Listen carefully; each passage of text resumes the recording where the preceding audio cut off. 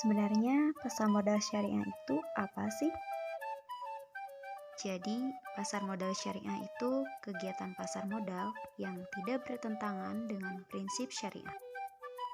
Lalu, bagaimana sejarah berdirinya pasar modal syariah itu?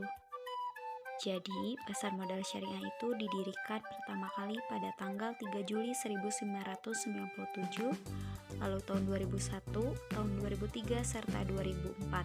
Setelah itu lanjut pada tahun 2006, 2007, 2008, hingga 2009, dan sampai saat ini berdirinya pasar modal di syariah di negara Indonesia.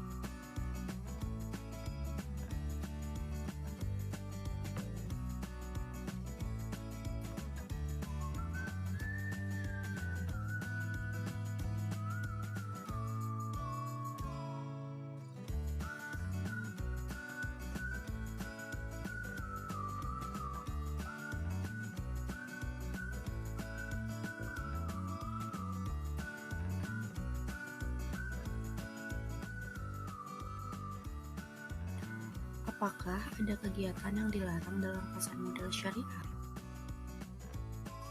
Tentu saja ada kegiatan yang dilarang pada transaksi pasar modal syariah. Contohnya seperti pertama ada tadlis, yaitu menyembunyikan kecacatan objek akad. Selanjutnya ada tagrir, yaitu mempengaruhi orang lain dengan berbohong agar melakukan transaksi. Selanjutnya ada tanajisi atau najisi, itu adalah menawar harga lebih tinggi tetapi tidak berniat untuk membelinya. Kemudian ada ikhtikar, yaitu menimbun barang untuk dijual dengan harga yang lebih tinggi lagi dari seharga sebelumnya.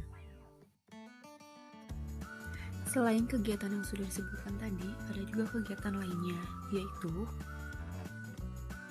gishishi, yaitu penjual menjelaskan keunggulan barang dengan menyembunyikan kecacatannya. Kemudian ada gap, yaitu tidak seimbangnya dua barang yang dipertukarkan.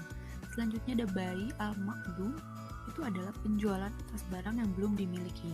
Selanjutnya ada riba, yaitu tambahan yang diberikan dalam pertukaran barang ribawi.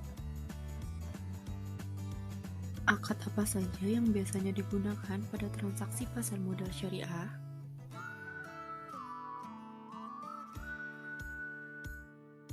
Akad-akad yang dapat digunakan dalam setiap penerbitan efek syariah di pasar modal diatur dalam Peraturan OJK Nomor 53 POJK titik 04 2015. Ada 6 akad yang dapat digunakan sesuai dengan Peraturan OJK.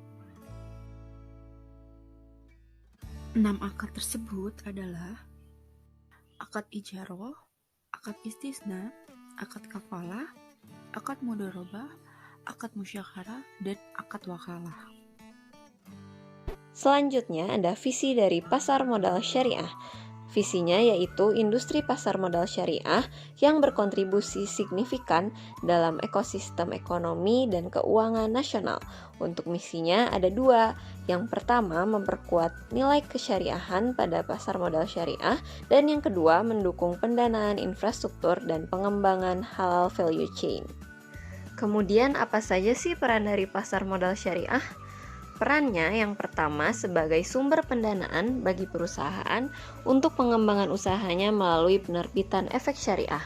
Yang kedua sebagai sarana investasi efek syariah bagi para investor. Nah, pasar modal syariah ini bersifat universal loh.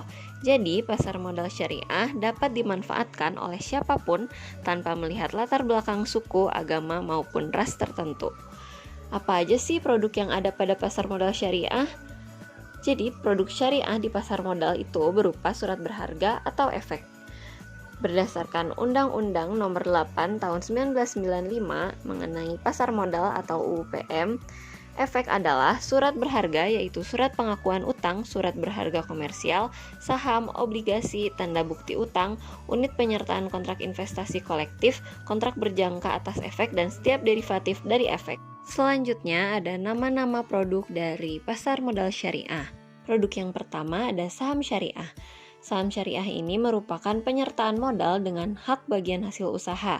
Nah, konsep ini itu tidak bertentangan dengan prinsip-prinsip syariah yang ada. Yang kedua ada sukuk. Sukuk secara terminologi merupakan bentuk jamak dari kata sak, yang dalam bahasa Arab itu berarti sertifikat atau bukti kepemilikan. Kemudian yang ketiga ada reksadana syariah. Reksadana syariah ini didefinisikan sebagai reksadana sebagaimana dalam UU PM, dan untuk peraturan pelaksanaan pengelolaannya tidak bertentangan dengan prinsip-prinsip syariah di pasar. Perbedaan pasar modal syariah dengan konvensional, di mana instrumen yang dijual serta emiten penjual saham mengikuti hukum syariah. Lalu ada tantangan dari pasar modal syariah, di mana belum meratanya pengetahuan dan pemahaman masyarakat, sehingga jumlah investor yang terbilang minim. Adapun solusi dari permasalahan atau tantangan tersebut, yang pertama yaitu perlu keaktifan dari pelaku bisnis muslim, sehingga lingkungan bisnis pasar modal syariah menjadi sehat. Dan yang kedua yaitu perlunya keluarnya undang-undang pasar modal syariah sehingga mendukung pasar modal syariah itu sendiri.